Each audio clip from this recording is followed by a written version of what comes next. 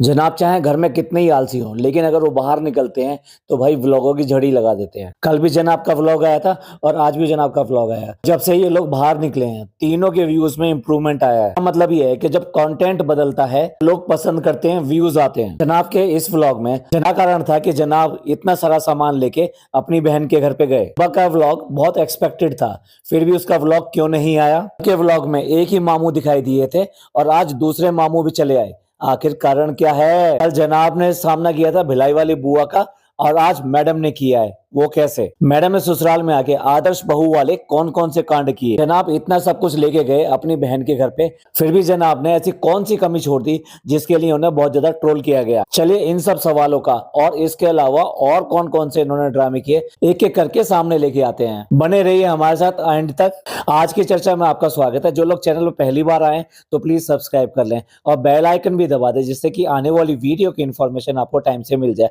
आप हमारी Insta ID पे भी हिट कर सकते हैं, इंस्टा आईडी नीचे दी हुई है। सबसे पहले शुरुआत करते हैं उसी बात से जो दिल को बहुत दुख देती है। अब देखिए, जो भिलाई वाली बुआ हैं जिनके हस्बैंड इस साल नहीं रहे, तो जनाब को शादी में मिली थी। शादी में बहुत सारे लोग होते हैं और काफी सारे लोगों के सामने बहुत सारी बातें नहीं हो पाती। दिल की बात तो बिल्कुल भी नहीं हो पाती, सिवाय हालचाल पूछने के। आप बहुत ज्यादा डीप में बातें नहीं कर पाते क्योंकि काफी सारे लोग भी होते हैं। अब यहाँ मौधा आने के बाद में टाइम ही टाइम है और ऐसे में ही वो बुआ घर पे चली आई। आ करके दुआ सलाम हुआ, भतीजे को देखना चाहती थी, मतलब कि अपने पोते को यानी रूहान को मिली, प्यार किया, पुचकारा।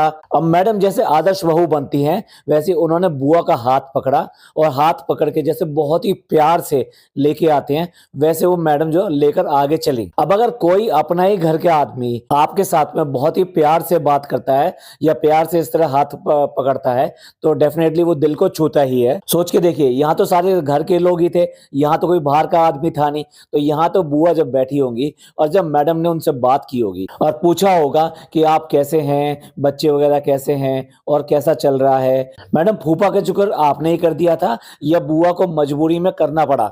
और जब बुआ ने फूफा के बारे में बताया होगा, मैडम ने किस मुंह से ये कहा होगा कि हम क्यों नहीं आ पाए और हमने क्यों करके आपसे बात नहीं करी? क्योंकि हमारी अम्मी ने मना कर दिया था। हमारी अम्मी ने नहीं चाहा कि हम आपसे बात करें। हमारी अम्मी ने नहीं चाहा कि हम आपके पास तक चले आए, जबकि आपके ऊपर इतना बड़ा दुख आया था। सोचिए सोचिए, और आप लोग भी कमेंट करके बताइए होगा कि इन दोनों की आपस की बात कैसी रही होगी। और जो इन सारे चोरों की सरदार है यानी अम्मी, उन्होंने क्या कहा होगा और कैसे सामना किया होगा और किस तरह से पूछा होगा उनके हस्बैंड के बारे में। खुदा ना करे इसी तरह की हालात जो इन दोनों के बीच में अभी आए हैं वो किसी की भी जिंदगी में आए कि उसके अपने पीहर वाले ही उसके आदमी के बारे में यानी उसके हस्बैंड के चले जाने के बारे में बात तक नहीं कर रहे हैं। जो लेडीज खास तौर से मेरे पॉडकास्ट सुन रही हैं, उनको तो बहुत ज्यादा इस बात का एहसास होगा, इस बात का कि किस तरीके से पीहर वालों से कितनी उम्मीद होती है कि जब कोई आपके ऊपर दुख आ जाता है तो कम से कम आपके साथ सहानुभूति रखेंगे, वो तो आपको पूछेंगे, वो आपकी जरूरतों को समझेंगे। जब भी लेडीज को कोई भी निराशा हाथ लगती है अपने ससुराल से या फिर ऊपर वाले का ऐसा कुछ नाराजगी हो जाती है और उसमें आपका इतना बड़ा नुकसान हो जाए, तो उसके बाद में उसको यही लगता है कि उसके पीहर वाले ही एकमात्र सहारा हैं। वो कम से कम सहानुभूति तो रखेंगे। तो भाई इन लोगों ने कितना गलत किया है और आज उसका सामना कैसे कर रहे होंगे। अगर ये कर रहे हैं और उसके बारे में बात नहीं कर रहे और आप व्लॉग में या किसी में भी कहीं कोई बात नहीं चल रहे, तो भाई बहुत बड़े बेशर्म लोग हैं ये, जो अपने ही लोगों के दुख में शामिल ना हो। खुदा ना करे कल को तुम पे ऐसा कोई दुख आए तो तुमको कैसा लगेगा। जब इन पे कोई भी बात आती है तो ये दुनिया से दुआएं मांगते हैं और उनको दरख्वास्त करते हैं कि लगातार उनके लिए दुआएं करें। चलिए, हमें तो बहुत सहानुभूति है उन बुआ से और साथ साथ जितने भी सुन रहे होंगे उनको भी डेफिनेटली उनके साथ बहुत सहानुभूति हो रही होगी। कहते हैं ना, इनके कर्म इनके साथ, इनकी अच्छाइयां इनके साथ, यानी कहीं ना कहीं अल्लाह इसका नतीजा देगा। देखिए, अगर इन बुआओं को कुछ मांगना होता तो डेफिनेटली ये मुंबई तक बात करती, बट इनको कुछ नहीं चाहिए। इन्हें सिर्फ सहानुभूति चाहिए, अपना परिवार चाहिए और वही ढूंढने के लिए यहाँ आ जाती हैं। शादी में तो बू पापा को किसी से मिलने नहीं दिया गया, किसी से बात नहीं करने नहीं दी गई।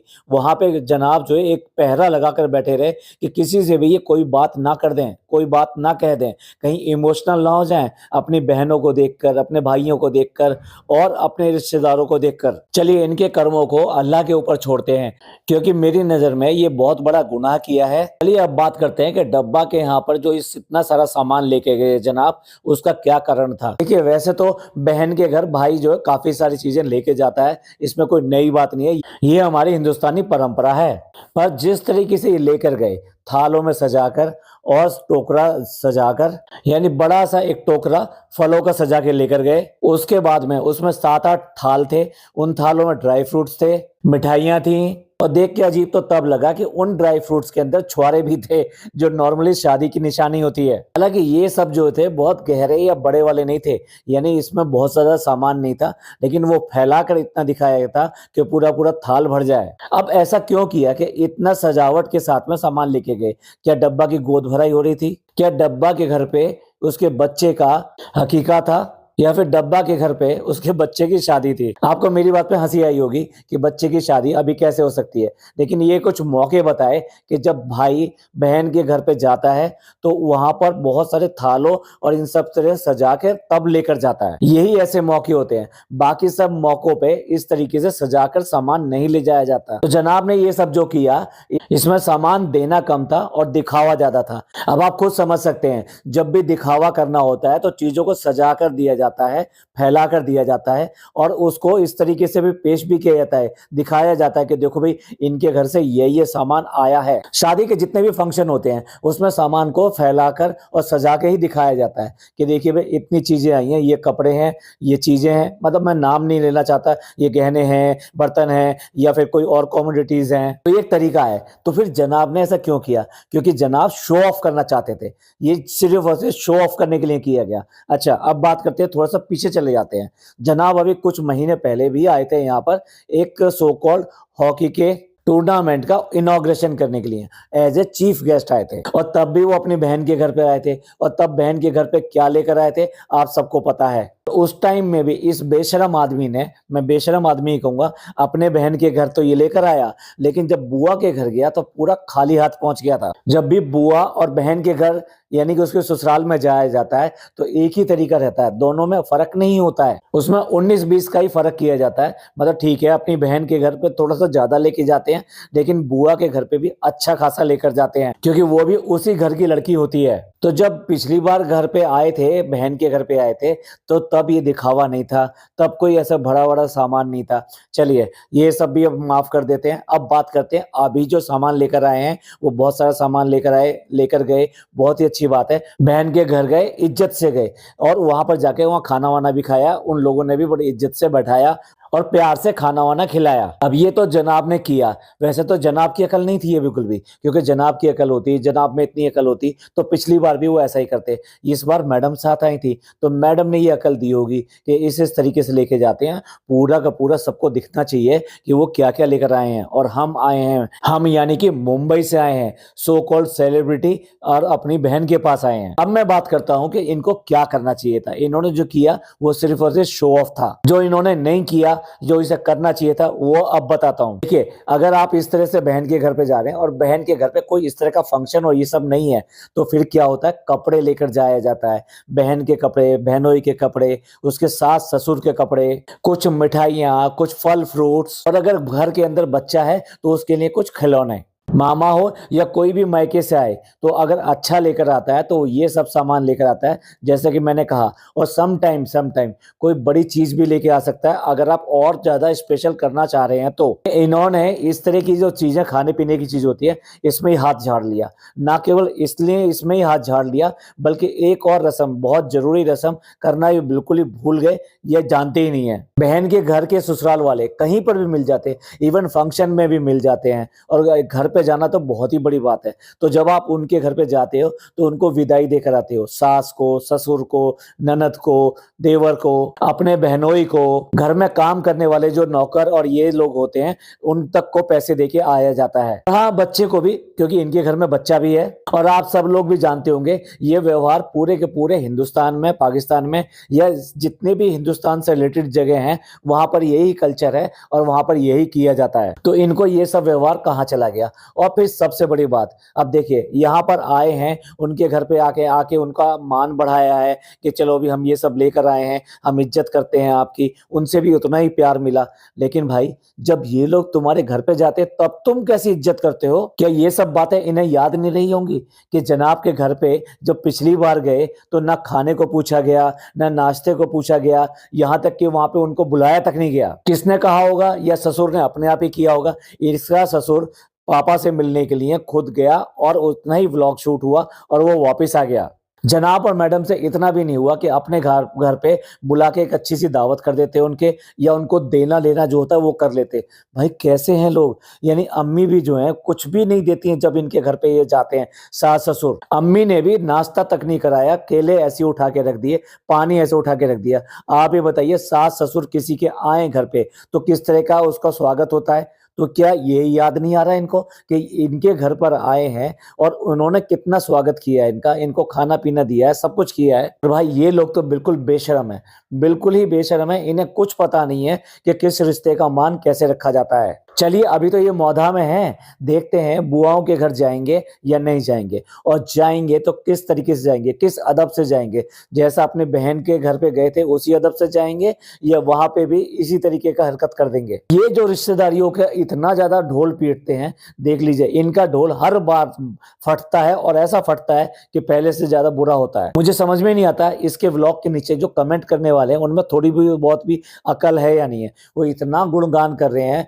मैडम का, जनाब का, जनाब का बहुत ज्यादा, कैसा भाई है, कितने अच्छे भाई हैं, बहुत ही अच्छे हैं, कितना अच्छा किया इन्होंने, कितना ध्यान रख दिया, कितने अच्छे हैं ये बेटे अच्छे हैं, ये भाई अच्छे हैं, ये पति अच्छे हैं, और पूरा पूरा गुणगान किया है। तो इनके व्यूअर्स हैं, क्या वो भी ऐसे ही हैं? उन्हें समझ में नहीं आता है किस समाज में रहते हैं, क्या उनके घरों में ऐसा ही होता है? मतलब एक बार इन्होंने दिखा दिया और पागल हो गए और समझ लिया कि सब कुछ कर दिया, और वो भी कैसे करना चाहिए था, क्या करना चाहिए था, क्या उनको इस सब बात का इल्म नहीं है? चलिए कोई बात नहीं, इम्तिहान तो बहुत सारे आते हैं, अब फिर इम्तिहान आएंगे। सास ससुर एक बार फिर वहां पे जाएंगे, मुंबई जाएंगे, तब देखते हैं ये किस तरह का उनका स्वागत करेंगे, खैर मकदम करेंगे, और कितनी पार्टियां करने वाले हैं उनके लिए। ये जिसने अपने बड़े पापा बड़े अम्मी की स्वागत नहीं किया, उनको ठीक से रखा नहीं, उनको ऐसी तरीके से डब्बा के हाल पे छोड़ दिया, उनका खाना पीना, उनका घुमाना, उनके साथ में बातें करना, जब बच्चा मामू आए थे तो रात को 5-5 बजे तक बात हो रही थी,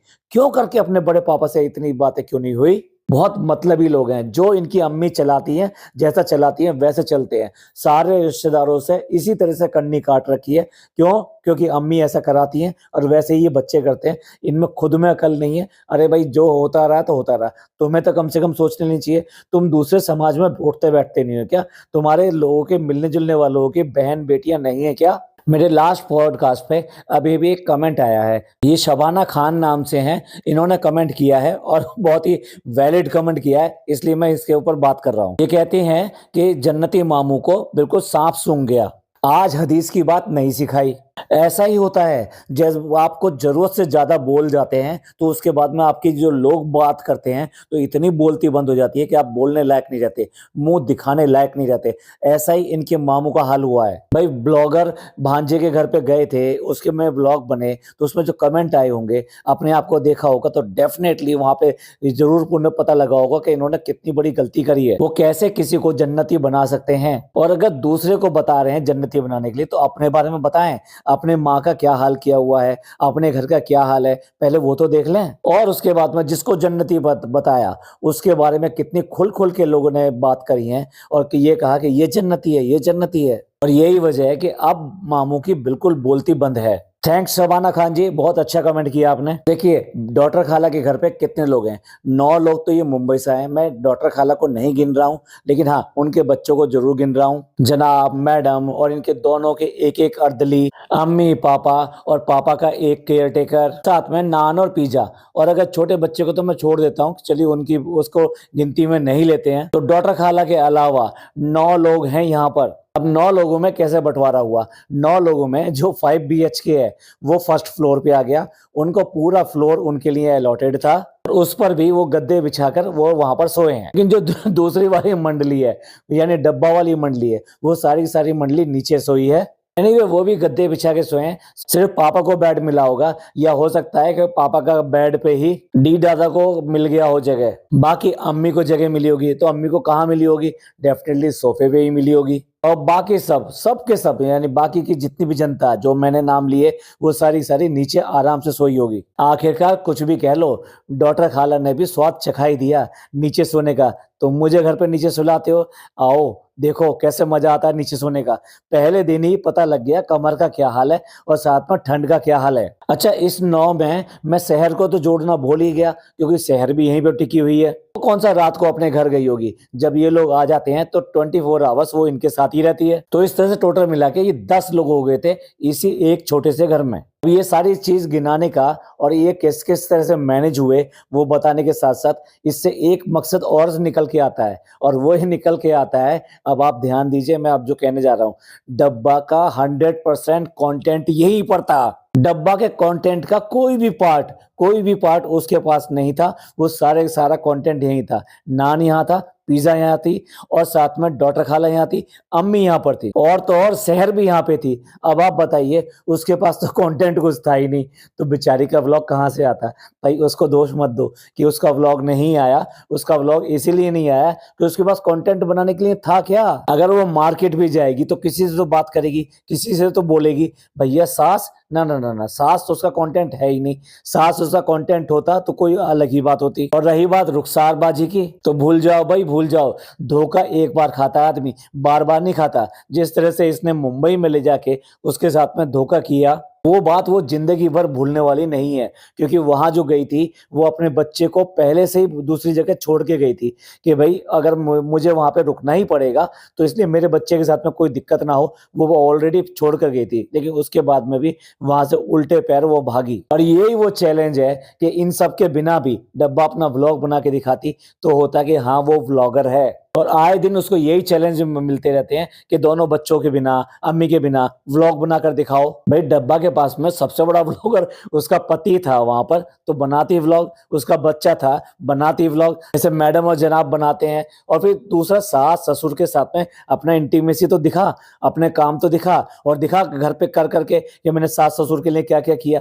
उसका जो व्लॉग बनता, आहा क्या मजा आ जाता था लोगों को। हाँ देखिए, बच्चे को आप जो चीज सिखाते हैं वही बच्चा करता है, और उसमें सबसे ज्यादा वो करता है जिस बात के ऊपर आप ज्यादा खुश होते हैं और उसको शाबाशी देते हैं या तालियां बजाते हैं, तो उसको ये लगता है कि ये चीजें रिपीटेबल है, बहुत अच्छी है, मुझे करनी चाहिए। जहां इसकी नानी इसको बहुत अच्छी अच्छी चीजें, बहुत बढ़िया बढ़िया चीजें, हर तरह की चीजें सिखाती रहती है, वहां इन्होंने पता नहीं क्या सिखाया है, बुद्धू। आज के डेट में वो सबको बुद्धू कहने लगा है। वो चाहे उसकी दादी हो, चाहे उसकी बुआ हो, अगर ये खुद ऐसा नहीं कहेंगे और बच्चे को रोक लगाएंगे कि नहीं बेटा ऐसा नहीं बोलते, तो डेफिनेटली वो रिपीट नहीं करेगा। लेकिन यहाँ कोई रोक टोक नहीं है। अब इसको भी क्या आप अच्छी परवरिश करेंगे? मैडम ने अपनी बहू बनने के लिए कि भाई मैं देखो कितनी जमीन से जुड़ी हुई हूँ, छत पे गई हैं और सीधे जमीन पे आलती बालती मार के नीचे ही बैठ गई हैं। डब्बा के घर पे गए तो बाकी सब लोग सोफे पे बैठे हुए थे, लेकिन मैडम को तो नीचे ही बैठना था। उन्हें ज्यादा दिखाना है कि ये तो देखो, ओहो कितनी सिंपल बहू है, ये तो कितनी अच्छी बहू है, और कितना इसमें बिल्कुल बनावट नहीं है, ये तो बिल्कुल जमीन से जुड़ी हुई है। आप देख लीजिए, जब भी ये व्लॉग बनाएगी और साथ में अम्मी या बड़े कुछ ऐसे होंगे तो ये जमीन पे बैठ के व्लॉग बनाएगी। और जब ये इसके अपने व्लॉग बनते हैं, आपने कभी आज तक कभी भी एक व्लॉग में भी ये जमीन पे बैठी हुई नहीं देखी होगी। हमेशा कुर्सी, सोफा या इसका जो बहुत बड़ी सीट है, महाराजा क्वेश्चन है, उसके ऊपर बैठ के व्लॉग बनाती है। लेकिन कभी भी नीचे बैठ के आपने कभी भी नहीं देखा होगा। लेकिन जैसे ये बाहर जाती है और साथ साथ अगर रिश्तेदार और ये सब जो आते हैं, तभी जानबूझ के नीचे बैठ के दिखाती है। अब जनाब को बिल्कुल भी फिक्र नहीं होगी कि नान की पढ़ाई कैसे चल रही है, उसकी कितनी छुट्टियां हो रही हैं या नहीं हो रही हैं। देखिए, इनके पास कोई कामकाज नहीं है, कुछ भी ऐसा नहीं है। इन्हें कोई जल्दी भी नहीं है कि इनको यहाँ से कब जाना है नहीं या नहीं जाना है। अब इससे पहले तो कारी मामू दिखाई दिए थे और आज बच्चा मामू भी वहां पर आ गए हैं। अब जब ये सारे के सारे लोग मिल रहे हैं तो डेफिनेटली कोई ना कोई तो बड़ी बात है। अभी भी उस तरह की जो आशंका है कि ये जरूर पिज्जा का कुछ ना कुछ करेंगे। नहीं तो एक बार बताइए, ये लोग आए हैं यहाँ पे तो बाकी लोग सब यहाँ पे क्यों आ रहे हैं? पापा को इतनी दूर से उठा के यहाँ पे क्यों लेकर आए हैं? देखिए, एक फूफो और आई हैं और उनके फूफा भी साथ में आए हैं। वो मैडम से मिलने के बाद में ये कहते हैं कि भाई इतने दिन हो गए, मैं शादी में तो नहीं आ सका, और उसके बाद में मैंने तो सिर्फ और सिर्फ इनको पर्दे पे ही देखा है और आज सामने देख रहा हूँ। भाई कितनी बड़ी बात कह दी, मतलब इनके अपने सगे फूफा के साथ में इनके इतने ही रिश्ते हैं कि इस बीच में कभी भी इनका ना मिलना हुआ, ना कुछ बात हुई। अब इसके बाद में भी आप ये कहेंगे कि आप रिश्तेदारों को इतना ख्याल रखते हैं, आप लोगों से इतना मिलते हैं। अरे भाई कितने साल बाद में तो ये मैडम और जनाब यहाँ मौधा चल के आए हैं, और चलकर आए या ना आए, रिश्तेदारों से बना के रखना, उनके खुशी और गम में शामिल होना, ये तो जायज है ना। फूफा ऐसे बात कर रहे हैं जैसे कोई पराया आदमी हो या कोई बहुत दूर का आदमी हो और जानता ना हो। ये सब किसकी कमी है? ये इन्हीं लोगों की कमी है। खास रिश्तेदारों को भी भूले बैठे हैं। भाई आना जाना ना सही, कम से कम आज की डेट में तो वीडियो कॉल है। जो तुम्हारी भोपाल वाली खाला है उससे कैसे वीडियो कॉल से बार बार बात होती रहती है और उसकी खैर खबर कैसे मिलती रहती है? क्यों इनके साथ नहीं हो सकता? क्या इनके घर में मोबाइल नहीं है? क्या इनसे वीडियो कॉल पे बात नहीं हो सकती? इतनी ना सही लेकिन कम सही, लेकिन हो तो सकती है। तो कम से कम इनका हालचाल जानने को मिल जाएगा, इनको देखने को मिल जाएगा, बच्चे को देखने को मिल जाएगा। अल्लाह ऐसा ही वक्त इनको जरूर दिखाएगा, क्योंकि जो ये कर रहे हैं वो ही भुगतेंगे। इनका भी बच्चा है, इनके साथ में भी सब कुछ है, इनके साथ में भी यही सब होने वाला है। अब मैडम देखा जाए तो लगभग दूसरा दिन हो रहा है, लेकिन मैडम उसी कपड़े में यहाँ बैठी हुई हैं। और भाई डब्बा के लिए तो बहुत ही बुरा लगा, क्योंकि एक तरफ तो उसका सारा कंटेंट छिन गया, उसके अलावा जैसे यहाँ पे आई है तो उसके घर पर फूफियाँ वगैरह सारी मिलने चली जाती थी।